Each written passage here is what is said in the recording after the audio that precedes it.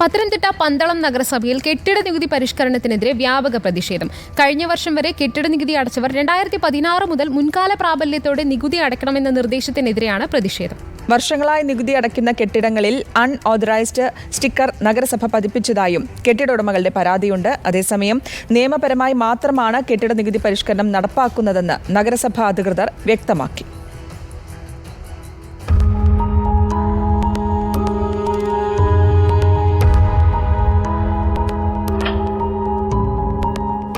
ഇത് പത്തനംതിട്ട പന്തളം സ്വദേശി പ്രവാസിയായ ജയചന്ദ്രൻ 38 വർഷം മുമ്പാണ് ഈ വീട് വാങ്ങിയത്.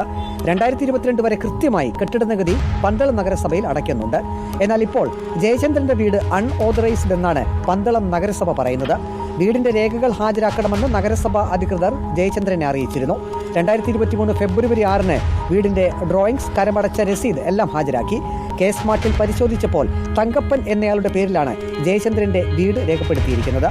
പഴയ പ്ലാനിൽ നിന്നും വ്യത്യസ്തമായി ഒരു ടോയ്ലറ്റ് മാത്രമാണ് താൻ നിർമ്മിച്ചതെന്നും വീടിന് അൺഓതറൈസ്ഡ് സ്റ്റിക്കർ പതിച്ചത് എന്തുകൊണ്ടാണെന്ന് അറിയില്ലെന്നും ജയചന്ദ്രൻ പറയുന്നു. 38 വർഷം പഴക്കമുള്ള വീട് 2022 വരെ ഓതറൈസ്ഡ് ആയിരുന്നു. അതിനുശേഷം എന്തുകൊണ്ട് അൺഓതറൈസ്ഡായി എനിക്കതിനുള്ള അറിയിപ്പ് കിട്ടിയിട്ടില്ല. ഏകദേശം 18 പ്രാവശ്യമോളം ഈ മുനിസിപ്പാലിറ്റിയിൽ കയറി ഇറങ്ങി ഇത് ക്ലിയർ ചെയ്യാൻ വേണ്ടിയിട്ട്.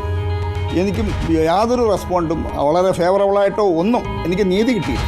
ഇത് പന്തളത്ത് വാടക കെട്ടിടത്തിൽ ഫാഷൻ ഡിസൈനിങ് സെന്റർ നടത്തുന്ന ഷീലു. 2027 വരെ തനിക്ക് സ്ഥാപനം നടത്താനുള്ള ലൈസൻസ് പന്തളം നഗരസഭ അനുവദിച്ചിട്ടുണ്ടെന്ന് ഷീലു പറയുന്നു.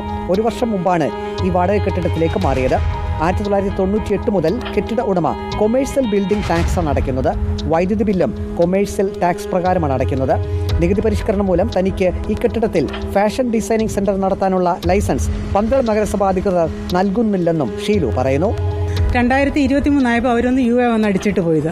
അതുവരെ കൊമേഴ്ഷ്യൽ ബിൽഡിംഗായിട്ട് തന്നെ അവർ ടാക്സ് വാങ്ങിച്ചുകൊണ്ടിരുന്ന ബിൽഡിംഗായത്. UA അടിച്ചിട്ടേക്കുന്നത്. അതുകൊണ്ട് ഇപ്പം നിങ്ങൾക്ക് ലൈസൻസ് തരാൻ പറ്റത്തില്ല. ഞങ്ങൾ ലൈസൻസ് ഇല്ലെങ്കിൽ പിന്നെ ഇങ്ങനെ ഒരു സ്ഥാപനം നടത്തിക്കൊണ്ട് പോകുന്നത് കുറേ പേർക്ക് തൊഴിൽ കൊടുക്കുന്നില്ലയോ, പെട്ട് കിടക്കുന്നതെന്ന് പറഞ്ഞാൽ മതി. അതാവസ്ഥ. മുനിസിപ്പാലിറ്റി ആക്ട് അനുസരിച്ച് തനത് വർഷം മുതൽ പിന്നോട്ട് 3 വർഷം വരെയുള്ള നികുതി മാത്രമേ ഈടാക്കാൻ പാടുള്ളൂ എന്ന നിയമം കാറ്റിൽ പറത്തിയാണ് പന്തളം നഗരസഭ അധികൃതർ പരിഷ്കരിച്ച കെട്ടിട നികുതി ഈടാക്കുന്നതെന്ന് ബിൽഡിംഗ് ഓണേഴ്സ് വെൽഫെയർ അസോസിയേഷൻ ഭാരവാഹികൾ പറഞ്ഞു. ഇപ്പോൾ 1000 രൂപ അടച്ചുകൊണ്ടിരുന്നവർക്ക് 20,000 അടച്ചുകൊണ്ടിരിക്കുന്ന ലക്ഷങ്ങൾ, അങ്ങനെ വലിയ കൂടിയ നികുതിയാണ് വന്നിരിക്കുന്നത്. അത് മുനിസിപ്പൽ ആക്ടിൽ 539 നിയമത്തിൽ തന്നെ പറയുന്നുണ്ട്. 3 വർഷങ്ങളിൽ മുൻപുള്ള നികുതി കാലഹരണപ്പെട്ടു പോയതായിട്ട് കണക്കാക്കണം, കുടിശ്ശിക പിരിച്ചില്ലെന്നുണ്ടെങ്കിൽ. ഇവരുടെ തെറ്റുകൊണ്ടാണ് ഇവർ പിരിക്കാഞ്ഞത്. അപ്പോൾ എന്ത് ചെയ്യണം? അത് കാലഹരണപ്പെട്ടായിട്ട് കണക്കാക്കിക്കൊണ്ട് ഇപ്പോഴുള്ള എടുക്കണം. അതേസമയം നിയമപ്രകാരം മാത്രമാണ് മുൻകാല പ്രാബല്യത്തോടെ കെട്ടിട നികുതി അടയ്ക്കാൻ നിർദ്ദേശിച്ചതെന്ന് പന്തളം നഗരസഭാ അധികൃതരും വ്യക്തമാക്കി. റിപ്പോർട്ടർ, പത്തനംതിട്ട.